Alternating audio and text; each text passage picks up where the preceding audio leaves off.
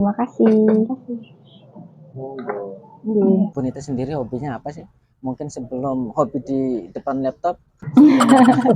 Saya memang hobinya nulis ya. Oh, penulis berarti. Bukan berarti penulis sih. Pengalaman selama kuliah Mbak Yuyun apa saja sih? Selain menulis makalah, mungkin pernah menulis puisi untuk seseorang. Bikin art pop sih, artikel populer. Kalau Mbak Yuyun masih yang sampai sekarang masih dikerjakan? Nggak ada. Paling laporan keuangan. Bacakan saja semuanya. Bacakan saja gelasnya biar iya. ramai. Gitu. Iya. Pasti di emailnya Bunita banyak banget tawaran buat publish kan ya? Nggak hanya di email lah, di WA. Iya, jadi makin tahu kan link-linknya itu. Mbak Yuyun kan suka desain ya? Iya. Coba mungkin bisa diceritakan sih apa awalnya gimana seneng desain itu?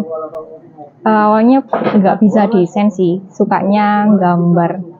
Gambarnya itu temanya anak-anak. Dan itu ketemu kalau baru suka gambar yang anak-anak itu semester 5. Dari semester 5 itu gambar, terus ya sebulan sekali, sebulan 2 kali. Terus habis itu waktu wisuda sidang buka jasa gambar buat sidang wisuda. Oh, berarti gambar kayak ada orang terus di frame, di figura kayak gitu, anak wisuda kayak gitu ya? Iya. Oh, berarti Mbak Yuni ini punya keahlian bisa copy paste wajah orang ya? Tapi nggak paste banget. Create mungkin ya, karena beda banget biasanya. Kan nggak apa-apa kan biasanya dibuat bentuk kartun atau karikatur ya? Iya. Oh, mungkin bisa dilestarikan itu, bisa dipublish lagi. Iya, bisa sih, tapi semoga tidak males. Dulu itu sampai saking pengen dinotis kalau saya itu ahli menggambar, bikin webtoon. Waktu webtoon udah nggak kayak gini. Dulu kan masih boleh kan, bukan boleh enggaknya sih. Dulu masih nggak malu gitu loh kalau gambar pakai kertas di webtoon di-upload sampai 5 episode waktu itu. Ceritanya itu tentang menstruasi. Karena kayak perempuan itu gak banyak tahu soal aware tentang menstruasi pada saat itu. Terus sekarang wis gak dilanjutkan dan kayak lebih ke digital juga si webtoon itu daripada manual. Berarti kayak semacam cerita berseri gitu ya? Iya. Ada berapa episode ya? 5. Oh, 5. Terus gak lanjut. Oh, nggak apa-apa sih, kan mungkin kita bincang kali ini bisa semacam pemantik untuk mengingatkan kembali kita punya hobi itu ya. Iya, men-trigger lah ya. Iya. Bonita sendiri hobinya apa sih? Mungkin sebelum hobi di depan laptop.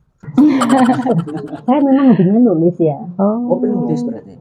Bukan berarti penulis sih. Saya dulu suka bikin kayak tulisan diary kayak gitu ya. Tapi kadang bikin puisi. Saya punya sekitar 9 cerpen anak SMA sih, cerpen-cerpen anak SMA. Ada beberapa judulnya, ada banyak. Ada judulnya ya diadaptasi dari lagu kayak Kenangan Indah, Haruskah Aku Mati. Banyak sih. Ada ini di sini saya bawa sih. Jadi kadang kalau kita lagi pas malah nggak mood banget atau galau banget gitu ya, udah aku nulis aja. Jadi hal-hal yang mungkin tidak mengenakan itu bisa kita tuangkan dalam bentuk tulisan tanpa perlu kita bercerita ke orang sehingga membuat persepsi yang berbeda kan gitu. Kalau dalam bentuk tulisan kan persepsinya memang ini bahasa tulis dan itu aman, tidak mengandung hal-hal yang baper. Mungkin pernah dipublish salah satu buku, judulnya apa? Kalau buku kan ada 2 kan. Apa kemarin namanya, ada ISBN, buku antologi ada 2, kemudian kalau artikel sekitar ada 4. Jadi misalnya Pak Udin atau Mbak Yuyun itu menjelajah di Google atau di Google Scholar atau Google Cendekia, ketik aja nama aku, itu ada karyanya, bisa di download karyanya. Ini masih progres 1 artikel sama 1 karya lagi. Artikel berarti ilmiah ya Bu ya? Iya, berdasarkan penelitian atau praktek baik atau best practice kayak gitu. Selain cerpen itu ada puisi, mungkin pernah puisi juga yang ditulis sama Bonita. Ada banyak. Jadi diam-diam romantis ya Bunita ini ya. Ada judul ini Kenangan Terindah, kemudian ini ada Terlalu Manis. Semua tulisannya itu romantis bersama siapa dengan orang yang beda. Wah, Nah, kayak gitu ya. Ya kan itu orang beda kan versi sudut pandang kita sebagai penulis kan, bukan sudut pandangnya orang ketiga kayak gitu. Mbak Yuyun juga pernah mungkin menulis gitu. Tidak akan bisa kita tulis ketika kita dalam posisi kita bahagia loh. Jadi lagu-lagu galau dan lagu-lagu novel-novel itu bisa tercipta ketika kita dalam posisi kurang baik kayak gitu. Galau lah. Kalau nggak galau kayaknya nggak bisa. iya makanya. Secara dadakan ya istilahnya ya. Ketika kita punya masalah atau mungkin senang di situ nanti muncul ide-ide kreatif. Tapi bisa juga sih ketika kita mengerjakan sesuatu fokus banget ya saya. Kemarin ketika ada pelatihan lokakarya gitu, kita belajar materinya tentang mindfulness, kesadaran sosial emosional, kompetensi sosial emosional itu kita harus mengenal diri, kita bisa mengelola emosi, kita dikasih kayak itu loh musik-musik yang menenangkan kita, yang membuat kita rileks, kemudian kita fokus terhadap pembelajaran. Itu langsung bisa bikin puisi dari pelajaran itu langsung diringkas jadi puisi deh, kayak gitu. Kita tak publish ke pengajarku, tak bacakan juga di kelas. Sebelum menulis, apakah mungkin itu harus ada latihan atau bagaimana? Yang pasti kita harus punya banyak wawasan. Kalau kita nggak punya wawasan, itu kita nggak bisa tulis loh. Kita nggak bisa, misalnya ada makna kata yang satu kata tapi maknanya banyak banget kayak gitu, atau satu kata misalnya dibikin kata yang lebih konotasi ya, itu kita kan perlu tahu. Misalnya kadang bisa aja kita buka kamus, kata lain ini apa sih kayak gitu. Misalnya kemarin kan kita punya kombel ya, kepala sekolah menghubungi saya misalnya, Bu tolong buatkan nama komunitas belajar untuk sekolah kita misalnya gitu. Udah langsung tak cari apa ya enaknya. Ada beberapa pilihan, misalnya ini akhirnya terpilih namanya Makario bareng. Mabar itu kan kayak kita nongkrong. Makario maksudnya? Makario itu dalam bahasa Jawa itu belajar, bekerja bareng, bersama. Bareng itu bersama lah. Arti lain juga bareng itu kan sekolah kita bareng, lokasinya di Bareng gitu. Makario bareng di Bareng, singkatannya mabar. Kayak gitu, filosofis banget sebenarnya. Pengalaman selama kuliah Mbak Yuyun apa saja sih? Mungkin pernah mengalami hal-hal yang seperti Bunita tadi.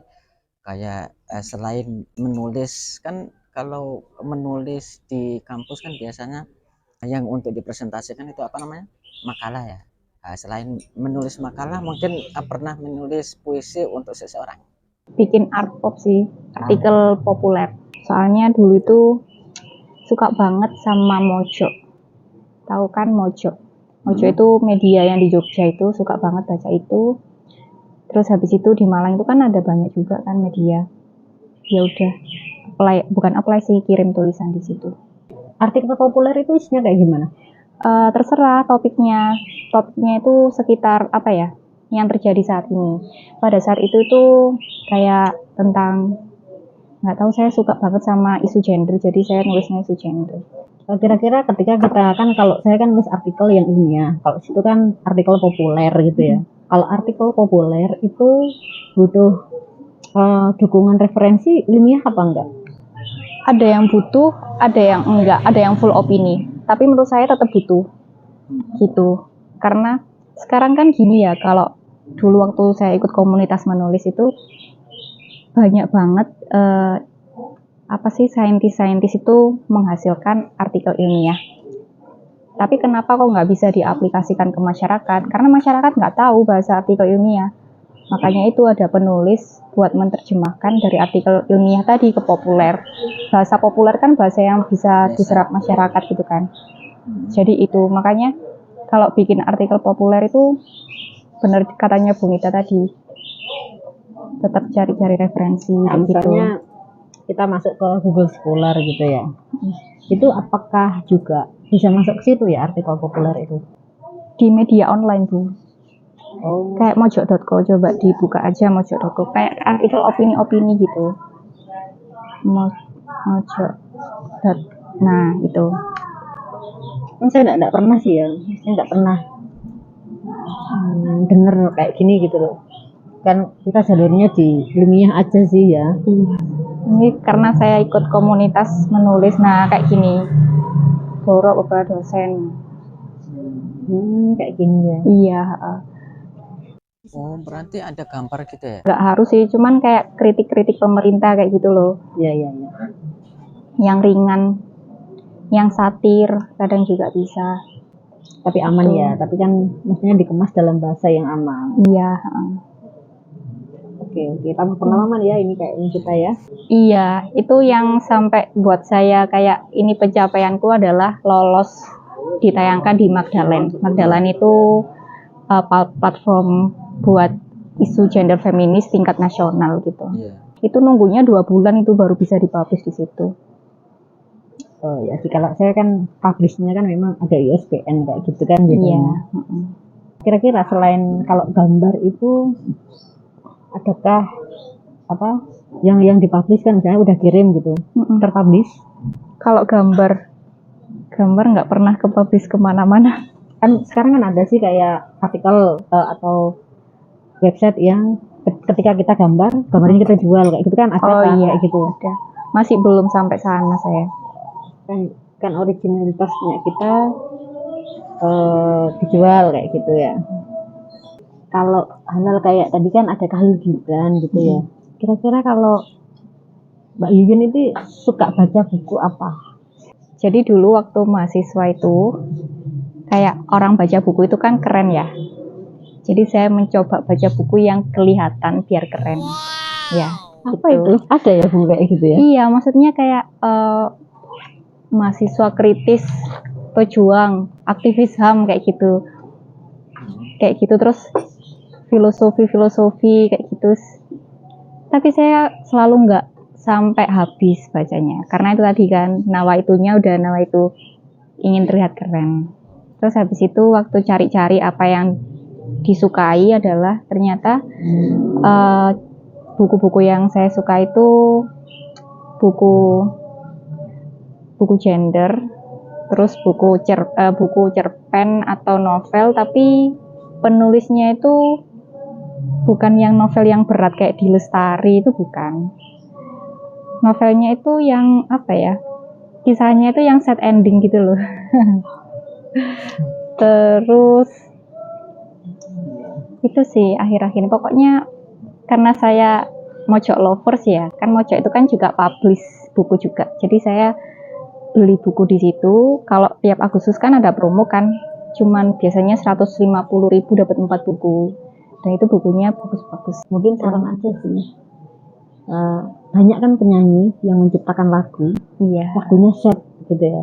Dan itu akhirnya dialami juga loh oleh penyanyinya. Jadi mending jangan baca buku yang gitu ya. Kebetulan kan tadi ngobrol tentang musik sekaligus pencipta. Bisa kan bikin syair. Kan misalnya kita bikin syair misalnya kayak gini ya, kita langsung bikin syair. Itu kan dimasukkan ke lagu kan bisa. Dulu ada temanku itu kita itu di kuliah di PGSD dulu itu harus ada musik kayak musik ensemble atau musik yang kontemporer. Kita jadi ada pagelaran, satu kelompok itu ada yang pegang musik, misalnya ada yang pegang gitar, organ, dan alat-alat lain, ada vokalisnya. Jadi kita ciptakan kayak gitu. Gimana cara ciptakannya? Kebetulan saya punya temen gitu, gini aja, buat aja partiturnya di meja. Karena ada garisnya kan, ada notasi baloknya. Ambil ketambah, ditaruh, udah jadi kan notnya. Dan itu notnya kan acak, dan pasti berbeda kayak gitu, dimainkan. Katanya gitu sih. Terima kasih. Jadi kayak gitu.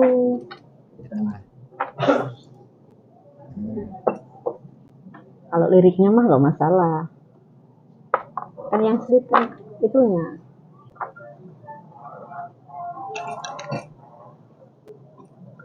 Kayaknya kita makan dulu deh.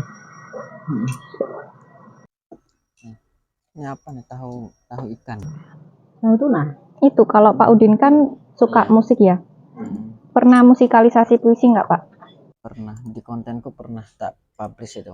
bersama istri. Kan ternyata juga ada. Keren ya.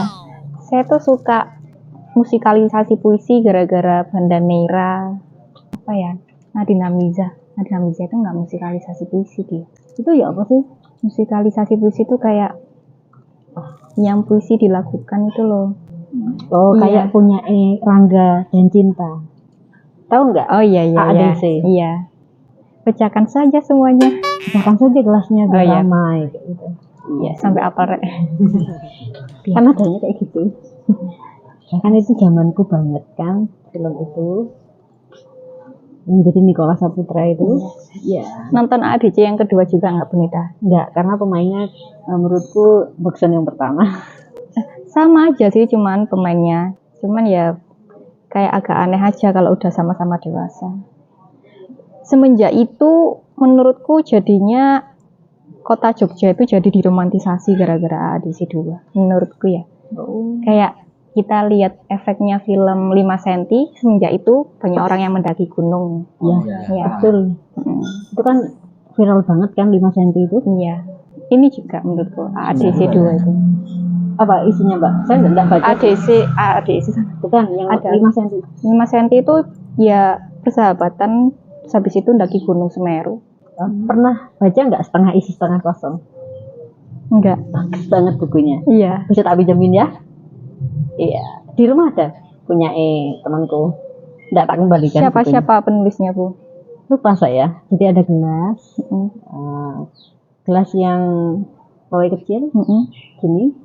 Jadi ada tulisannya setengah kosong setengah isi. Itu akan membuat mindset berpikir kita itu jadi beda loh ketika melihat sesuatu. Iya. Iya. Emang kalau tentang ngomongin gelas kosong itu filosofis ya, Ceng? Iya.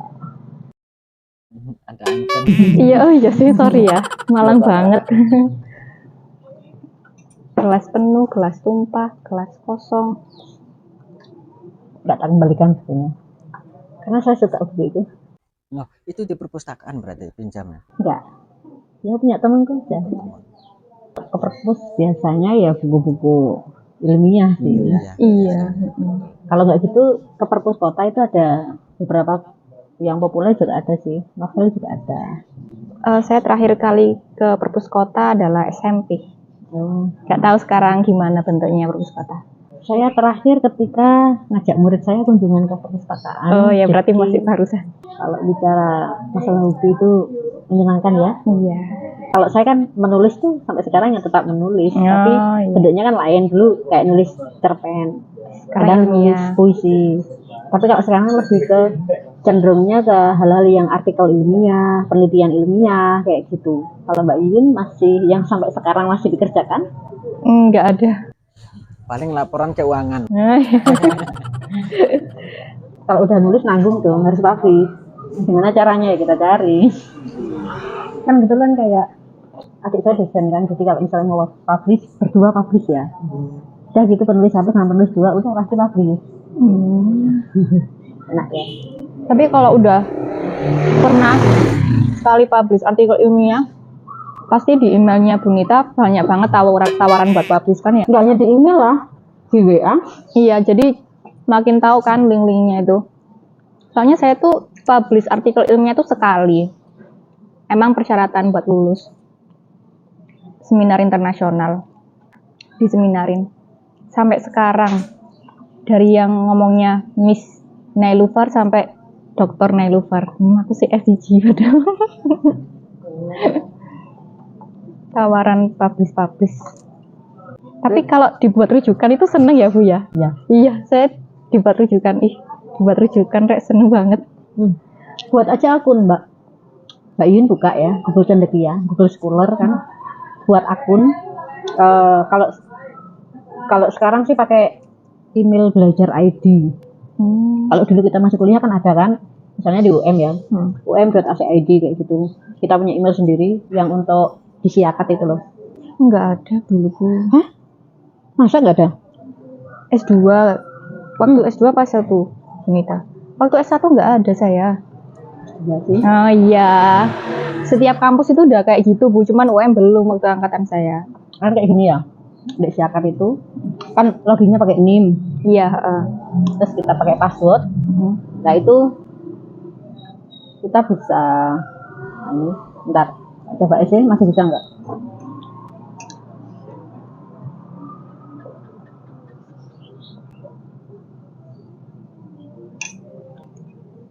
Nggak mau. Oh lama loadingnya. Jadi nanti kita punya email ini, NIM-nya juga bisa dipakai wifi-nya kampus itu gratis. Oh iya, itu saya masih itu. Ini kemarin kan ikut pelatihan artikel. Dapat ini, dapat notebook, dapat ballpoint. Cuman artikelku belum selesai. Lumayan kan, hal tercerai kita terlambat, tapi kita tetap masuk, kita dapat ilmunya. Difasilitasi makan juga. Kita hanya suruh mikir. Udah capek ngurus, terus kalau ada yang ngurusin kita, apalagi feedbacknya kita upgrade, enak ya Bu ya? Iya dong. Saya kan pernah buat pelatihan 2 kali sama dosen. Kan akhirnya saya harus ngurusi banyak hal kan. Akhirnya saya tidak konsen ke pelatihannya, tapi ngurusi pedek mengeknya untuk menyiapkan pelatihan dari tempat konsumsi, dokumentasi, terus kemudian feedback kerjanya, file-filenya peserta dan lain-lain kayak gitu kan.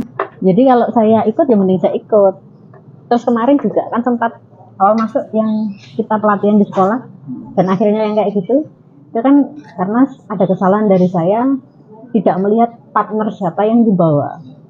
Kita belum mengenal dan akhirnya menurut saya kurang sukses kayak gitu. Itu kan nggak enak banget karena kita sudah punya kayak branding. Bunita tuh sudah pernah membuat pelatihan, masa pelatihan sekelas gitu aja nggak sukses kayak gitu. Itu sesuatu bagi saya kayak ditampar kayak gitu. Kalau dalam ilmu administrasi ya kayak ya, jika kita sudah mempersiapkan segala sesuatunya itu baik persiapannya, 50% kegiatan itu pasti sudah jalan loh kayak gitu. Jadi kan persiapannya kurang matang. Kan ada peribahasa yang artinya gimana kita berbeda ya kita pelajari lah budayanya yang ada di situ kayak gitu. Kan kita harus menyesuaikan diri di mana kita tinggal kayak gitu. Asia.